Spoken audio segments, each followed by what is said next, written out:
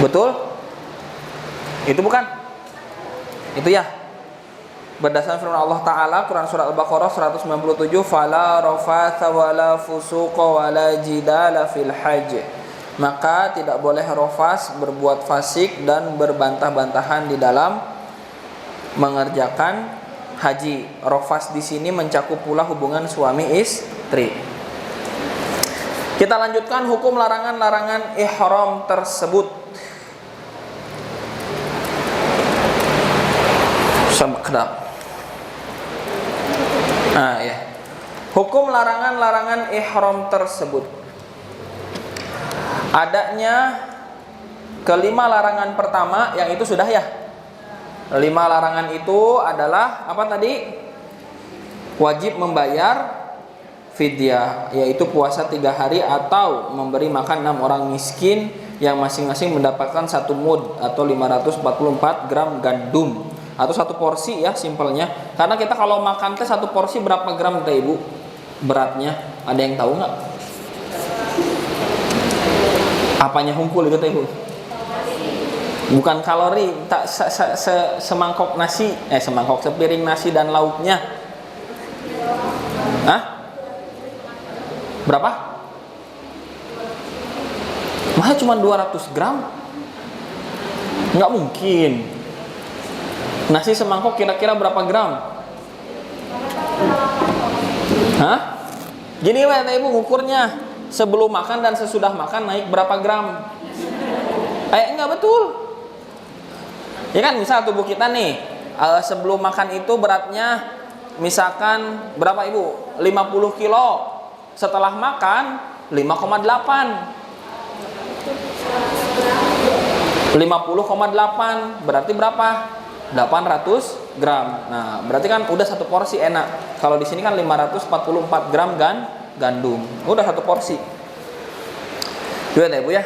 Masa sekarang dari 544 gram jadi cuman 1/4 jadi 1 porsi? Enggak lah. Pasti 1 porsi itu enggak beda jauh sama takaran 1 mud. Kecuali kata Ibu sedang diet atau sedang meri. Ya, ya. Begitu, sering begitu. Ya, kemudian apa lagi?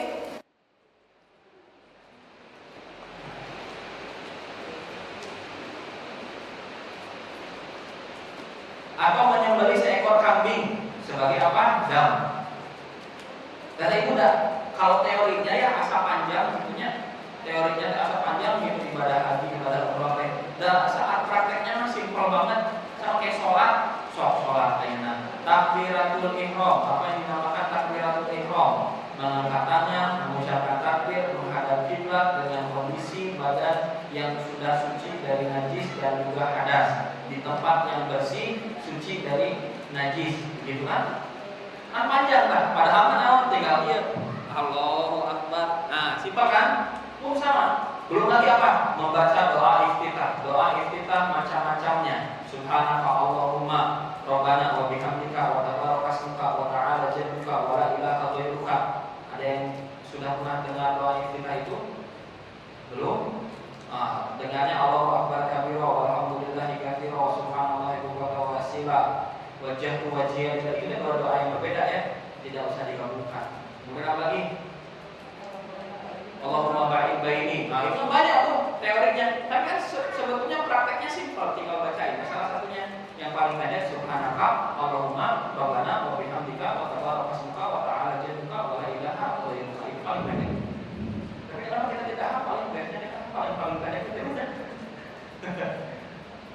Terus sampai ke salam kan secara teorinya panjang. Nah, larangan-larangannya juga panjang. Pun sama dalam ibadah haji dan umroh nanti pas prakteknya mah nggak serumit itu. Pas prakteknya mah mudah, ya. Adapun orang yang membunuh binatang buruan, maka ia harus menggantinya dengan binatang ternak yang sesuai dengan binatang yang dibunuhnya. Berdasarkan firman Allah Ta'ala, barang siapa di antara kalian membunuhnya dengan sengaja, dendanya ialah mengganti dengan binatang ternak seimbang dengan buruan yang dibunuhnya. Ini hukumnya. Kalau yang kita bunuh seekor rusak kata Ibu, maka kita harus menggantinya dengan seekor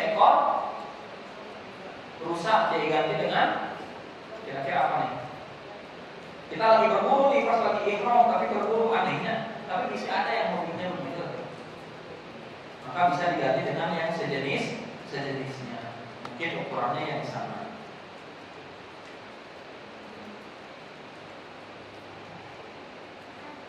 Allah Ta'ala berfirman dalam surat Al-Maidah ayat 95, barang siapa di antara kalian membunuhnya dengan sengaja, wa man qatalahu minkum muta'ammidan fajazaa'un mithlu ma qatala minan na'am. Barang siapa di antara kalian membunuhnya dengan sengaja, dendanya ialah mengganti dengan binatang ternak seimbang dengan buruan yang dibunuhnya. Itu ya.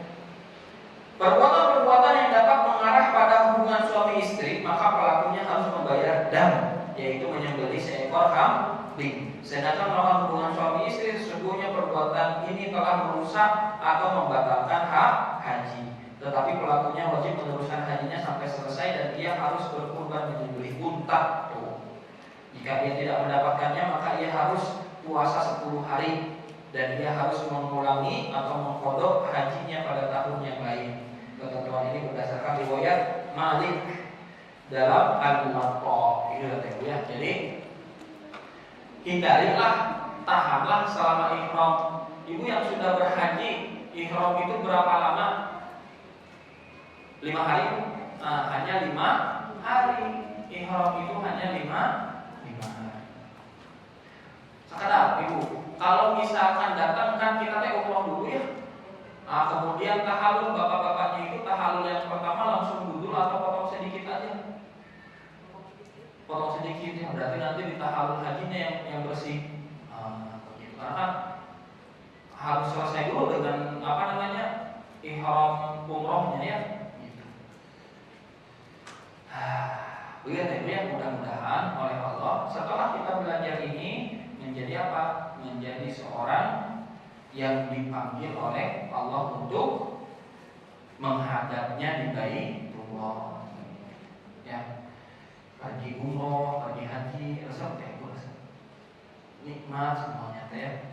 Kalau hati kita merasa berat di pesawat, hati kita merasa berat di penginapan, makannya yang tidak cocok dengan lidah, tujuan ibadahnya harus diperbaiki ya. Jadi gini, kita dari posisi sebagai jemaah mengikhlaskan diri. Ya, pun posisi sebagai travel memberikan pelayanan yang terbaik, atau sebagai pemimpin memberikan yang terbaik. Kita baik saja. Saudara, kalau semuanya dibikin lapang, dibikin tenang, dibikin ikhlas tuh enak. Mau hotelnya bagus, mau hotelnya biasa, mau makanannya enak, mau makanannya nggak enak, makanan nggak enak, tinggal meser deh. Kan pasti mau lebih. Daripada sekarang, misalkan makanannya nggak cocok, misuh mendingan teh bu misuh apa misuh teh bu? Misuh teh marah-marah nggak jelas itu ngeluarin kalimat yang buruk kan nggak boleh ya. Di payung demi aja mengutir apa yang enggak. Lego ya, misuh kan akhirnya apa? Ibadah kita jadi tidak khusyuk. Ya, jadi gitu, menikir gitu, gitu, apa, buat apa, gitu ya. Jadi udah mending apa, mending diikhlaskan semuanya enak. Makanannya nggak cocok, cari yang cocok. Ya, mahal harganya, cari yang murah. Ada nemu roti, wah di Saudi sebesar baskom, anu pada dikit kan. Nah, saling nyiru, tapi nyiru alif nanya untuk besar ya. Cuma harganya 2 real, isinya keju, roti besar banget. Harganya cuma 2 real. Tak dia enak sana. Jangan dia 2 apa 5 real gitu. Itu sehari 2 hari tidak habis-habis itu. Tuas. Jadi gini, ini perlu tahu ya, roti teksturnya semakin ke timur semakin lembut, semakin ke barat semakin keras. Roti itu begitu. Maksudnya apa? Kalau kita ke Jepang, roti-roti di Jepang pasti lebih lembut daripada roti di Indonesia. Kalau kita ke Eropa, rotinya mungkin lebih kasar, lebih keras. Nah, gitu maksudnya ya. Nah, ini kita ke Timur Tengah, ya wajar rotinya begitu. memang lembut. Kan kita roti kan, atau roti cane. Nah kita jadi bahas makanan yang lain. Ayo bahas makanan banyak, artinya lapar. Orang gampang semuanya diikhlaskan. Jangan misu, jangan menggerutu. Udah enak beres ibadahnya. Tinggal ke masjid, baca Quran, ya Allah, tinggal enak banget. Itu kabar di depan kita, masya Allah. Habis setelah umrah itu tidak ada tempat liburan ya, healing, wisata kemanapun Nabi rasakan yang lebih menenangkan dan membahagiakan hati selain ke Madinah Mekah. Udah cuma 2 itu aja. Dan aneh-aneh dapat hama tempatnya bersantai, panas, tidak ada yang undang. Orang banyak berseliweran gitu, macet dan sebagainya gitu. Tapi hatinya kayak lebih bahagia. Wah, padahal pelayanan di sana di hotel-hotelnya astagfirullah gitu ya. Kalau dibandingkan di Indonesia mah, itu kan di Indonesia mah senyum, dijajak ke. Kita mah begitu mau cek kalau gitu kan. Nah, kita terbayarnya gitu. Tapi ya kalau sudah panggilannya hati, panggilannya iman dan ibadah ya enak. Kita kan senang menjalankan. Lanjut lagi. Maka yang kelima, rukun kedua, yaitu tawaf. Tawaf adalah mengelilingi Ka'bah sebanyak 7 putaran. Tawaf mempunyai syarat-syarat, sunnah-sunnah, dan tata keramanya yang keabsahannya terletak pada perkara-perkara tersebut.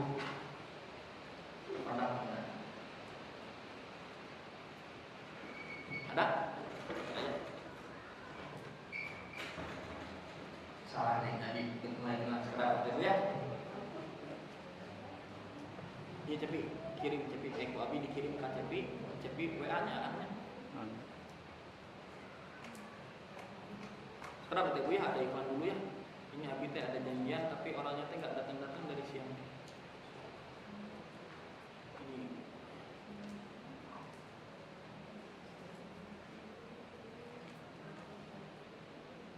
Nah itu ditelepon nih, di paling mana gitu. Kang Riana menuju kajian. Siapa itu Bu? Kita lanjutkan. Iklan. Jadi syarat-syarat tawaf yang pertama, niat ketika akan melakukan tawaf, karena seluruh perbuatan bergantung pada niatnya. Oleh karena itu bagi orang yang akan tawaf, ia harus berniat tawaf, yaitu meneguhkan hati untuk melakukan tawaf untuk beribadah kepada Allah dan apa? Dan taat kepadanya. Kata Ibu, tawaf itu sebanyak 7 putaran sama dengan berjalan 3,5 km. Jadi kata Ibu nih, ngelilingan Ka'bah di lingkaran yang sedang ya, nggak terlalu dekat, juga nggak terlalu jauh. Itu teh sekitar 3,5 km. Jalan terus kita. Terus sa'i juga sama, sekitar 3,5 km sampai 4 km, dibulatkan welahnya. Jadi seberapa? 7 atau 8 km. Dengan semua rangkaian ibadahnya, maka totalnya itu kita menggerakkan fisik kita itu selama 2 jam lebih tadi. Kalau umrohnya, 2 jam. Tawafnya, sa'inya, itu 2 jam. Sama sholat sunnah di belakang maqam Ibrahim. Itu totalnya 2 jam. Bahkan kalau lagi penuh, lagi banyak, bisa sampai 3 jam. Nggak bisa kita teh kedap-kedap ngerenang heula. Di tengah-tengah tawaf diinjak. Nggak bisa. Kedap-kedap istirahat heula nggak bisa. Kalau sa'i bisa. Kalau sa'i bisa karena sa'i itu kan naon namina teh? Cepat ya. Kita ada lari-lari kecilnya ya. Jadi perputarannya cepat. Terus ada jadi di lorong teh ada satu legokan. What is the meaning of legokan? Wah, itu yang jelaskan. Jadi misal, kan tembok teh rata begini ya. Tembok rata begini. Nah, ada cikungan ke dalam. Di situ teh biasanya ada pintu, ada cikungan ke dalam. Kan orang nggak mungkin jalan sambil kakinya bolak-belok gitu kan enggak ya. Nah, cikungan-cikungan itu bisa kita gunakan istirahat. Terus disediakan juga air zam-zam selama lintasan sa'i itu di sebelah kiri kita. Air zam-zam di sebelah kiri kita. Di Solan. Oh, terus dikasih hadiah kepada Nah, jadi apa ya Ibu?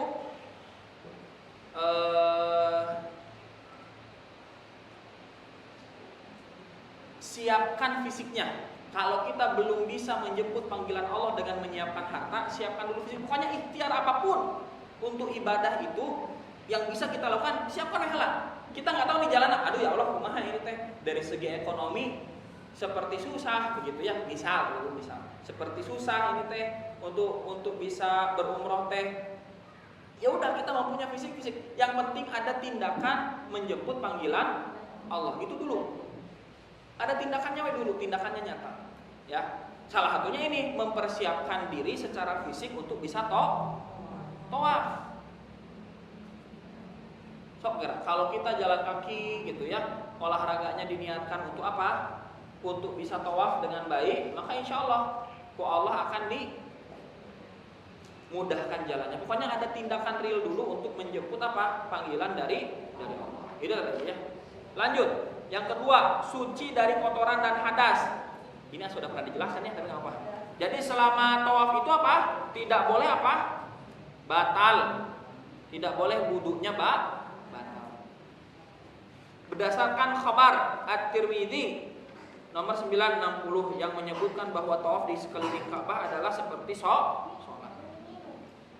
Dan kata Ibu, terutama kalau nanti misal bawa sepuhnya ya, bawa orang tuanya untuk ibadah umroh, maka jangan sampai naon teh karena takut terpisah dari rombongan, takut tersesat dan sebagainya, akhirnya hajat ke kamar mandinya nggak ditunaikan. Tunaikan aja dulu, ya, tunaikan aja terlebih dahulu.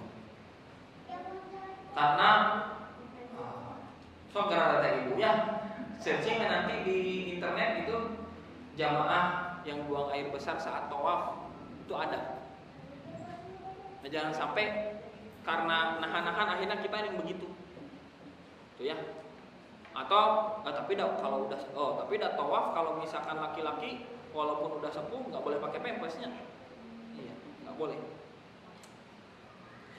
Ya Ibu ya, jadi harus bersih dari najis, dari kotoran, dari hadas itu harus bersih.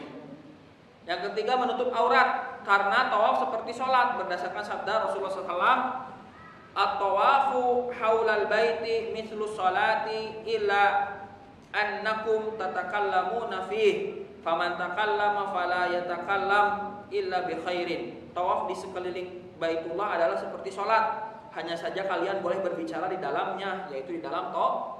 Jadi kalau dalam tawaf itu boleh bicara, boleh. Kan kalau sholat kita nggak boleh bicara ya.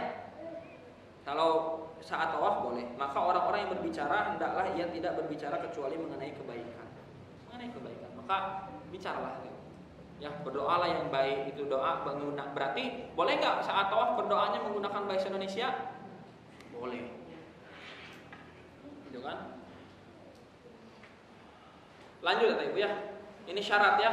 Oleh karena itu, orang yang tawaf tanpa niat atau tawaf dalam keadaan hadas atau terdapat najis padanya atau tawaf yang membuka auratnya, maka tawafnya batal dan ia wajib mengulanginya. Jadi saat tawaf itu apa?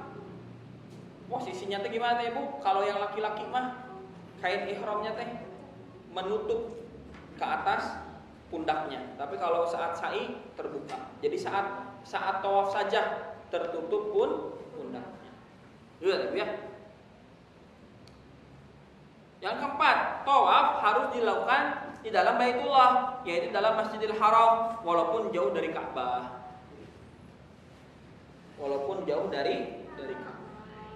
Jadi areanya di area Masjidil Haram. Dan Ibu harus paham yang disebut dengan Masjidil Haram itu adalah area tanahnya, bukan area bangunannya ya.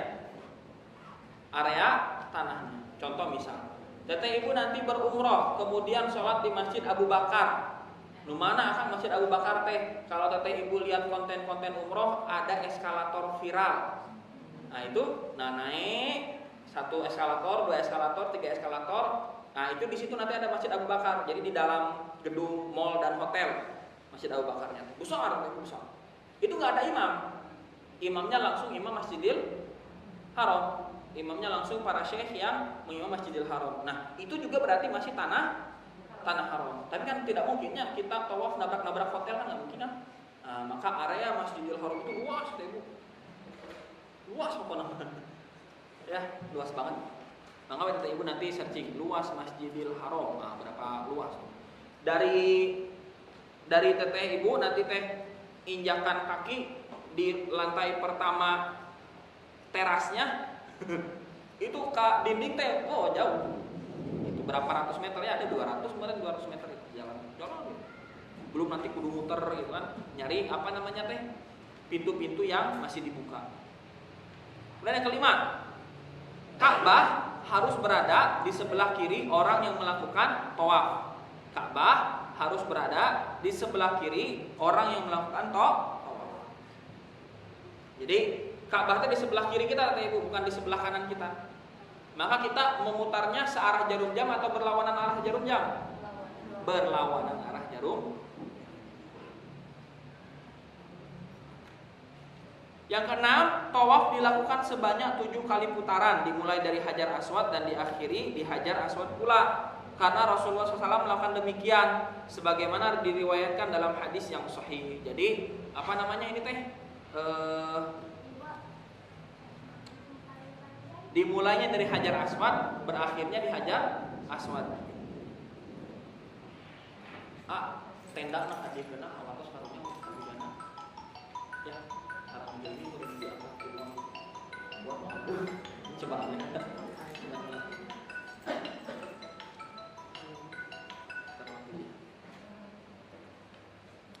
Lanjut. 7. Putaran tawaf harus dilakukan secara berturut-turut, tidak terputus kecuali jika ada kebutuhan mendesak atau darurat. Putaran tawaf yang dilakukan tanpa berurutan bukan karena darurat, maka tawafnya batal dan wajib diulangi. Jadi kedah terus kata Ibu, nggak bisa berhenti terus, yang muter terus gitu ya. Kecuali kalau mau ke kamar mandi, ada hajat, baru berhenti terlebih dahulu. Ya, seperti itu. Itu untuk tawaf. Berapa sekarang? Habis sampai jam berapa ya? Sampai 4:30. Udah lewat 5 ya. Gak apa-apa, Abi telat kata ibunya di bungkusan ke dia ibunya. Sunnah tawaf. 1. Ar-ramal, yaitu lari-lari kecil. Saat tawaf disunahkan bagi laki-laki dan tidak bagi perempuan untuk melakukan ar-ramal, yaitu lari-lari ke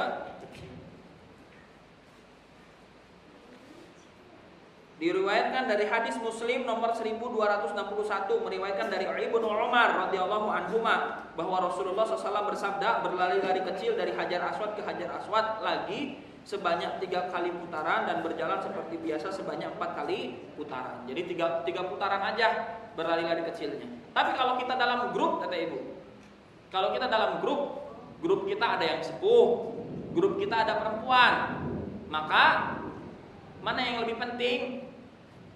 Mengamankan kondisi grup. Jangan sampai grupnya ditinggalin nu jamaah laki-laki nu cepat gitu. Nu jamaah sepuh, nu jamaah perempuan pelan-pelan gitu enggak. Ya.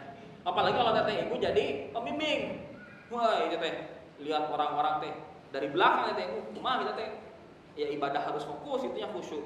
Tapi melihat jamaah juga harus bisa tetap kondusif. Begitu barisan yang tadinya lurus begini jadi nyerong dia teh.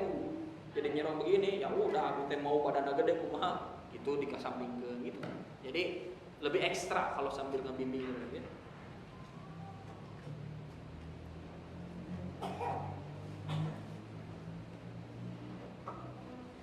Kemudian yang kedua, al-ittiba, yaitu membuka pundak sebelah kanan. Oh, dibuka pundak sebelah kanan ya. Tapi hilafri, al-ittiba tidak disunahkan kecuali pada tawaf kudum saja, itu tidak disunahkan. Dan khusus bagi laki-laki bukan untuk perempuan dan berlaku pada ke-7 putaran tawaf tersebut. Apa itu tawaf kudum?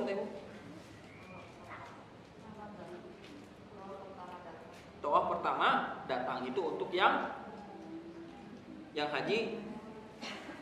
Rasulullah SAW dan sahabat-sahabatnya melakukan umrah dari Ji'ranah dan mereka membuka pundak sebelah kanan dengan meletakkan kain ihram mereka di bawah ketiak mereka dan menyelendangkannya ke atas pundak sebelah kiri. Ini kalau tawaf kudu. Mencium hajar aswad ketika akan memulai tawaf, jika hal itu memungkinkan. Tetapi jika tidak memungkinkan, maka cukup menyentuhnya dengan tangan atau memberi isyarat kepadanya ketika menemui kesulitan, karena Rasulullah SAW melakukan hal itu. Jadi Bapak Ibu, antara mencium hajar aswad dengan hanya memberi isyarat, pahalanya sama, keutamaannya sama. Jangan mengambil resiko yang justru malah beresiko menghilangkan apa? Nyawa kita. Ya. Jadi antara mencium dengan melambaikan tangan sama. Gitu. Tapi kadang kita terbawa suasana dan perasaannya. Itu teh hajar aswad ada sejak zaman Nabi gitu ya. Hoyong mencium, apalagi itu teh batu dari surga. Pertanyaannya, perasaan-perasaan itu berlandaskan dalil atau emosional kita saja? Nah gitu. Jadi kalau kita mau melakukan suatu ibadah, pertimbangkan keselamatan diri terlebih dahulu. Gitu ya. Tapi boleh enggak kamu mencium hajar aswad? Boleh, bagus. Silahkan. Apalagi kalau kita kecil itu punya, kan mereka besar-besar. Nah, kalau kecil mah ngolong. Ada jamaah gitu. Ambil lihat tuh jamaah ngolong cici masuknya langsung. Ada yang mewariskan begitu. Yang keempat, mengucapkan Bismillah, Allahu Akbar, Allahumma imanan bika wa tasdiqan bi kitabika wa wafa'an bi ahdika wa ittiba'an li sunnati nabiyyika Muhammadin sallallahu alaihi wasallam. Ingat, disunahkan ya. Dengan nama Allah, Allah Maha Besar. Ya Allah, aku melakukan tawaf karena beriman kepadamu, dengan membenarkan kitabmu, untuk memenuhi janji kepadamu, dan mengikuti sunnah Nabimu Muhammad sallallahu alaihi wasallam. Doa ini diucapkan pada permulaan putaran pertama. Jadi doa ini diucapkan tuh ya. Yang kelima, berdoa ketika melaksanakan tawaf dengan doa apa saja. Dengan doa apa saja, karena tidak dibatasi dan tidak pula ditentukan. Tetapi setiap orang yang melakukan tawaf hendaknya berdoa agar Allah melapangkannya. Namun demikian disunahkan agar menutup setiap putaran dengan doa Rabbana atina fid dunya hasanah wa fil akhirati hasanah wa qina adzabannar. Ingat, menutup setiap putaran berarti setiap mau sejajar dengan hajar aswad. Kita baca Rabbana atina fid dunya hasanah wa fil akhirati hasanah wa qina adzabannar. Selama tawaf apa yang kita doakan? Meminta kelapangan, meminta diampuni, meminta diberkahi, meminta dimasukkan ke dalam surga, meminta diberikan keturunan yang saleh salihah, meminta apapun. Ya, meminta apa? Ya, sambil tawaf kitanya fulus boleh. So 7 putaran fulus terus diminta. Apalagi minta sehat. Banyak ada ibu, banyak ceritanya orang-orang yang sakit saat umroh jadi sehat. Apalagi dengan keutamaan air Zam-Zam. Kenapa? Karena Nabi, Zam-Zam itu tergantung siapa atau apa yang diniatkan oleh peminumnya. Kalau kita meniatkan untuk sehat, untuk sembuh, untuk lancar rezeki, bahkan para sahabat saat mau minum air Zam-Zam, mereka meminta kepada Allah, ya Allah, jadikanlah dengan air Zam-Zam ini membuatku tidak pernah kehausan sampai ke akhirat. Hari kita menawan saudara. Ya Allah, ya sampean hoyong enggal damang, ya tadi ku abi cai Zam-Zam ya Allah. Udah segitu doang.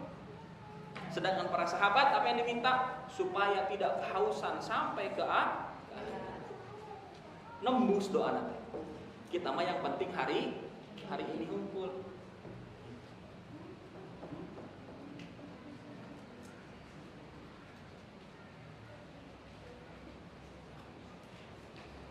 Ya, nanti insya Allah kita lanjutkan di pertemuan berikutnya. Jazakumullah khairan, barakallahu fikum, aqulu qouli hadza wa astaghfirullahi wa lakum. Assalamualaikum warahmatullahi wabarakatuh.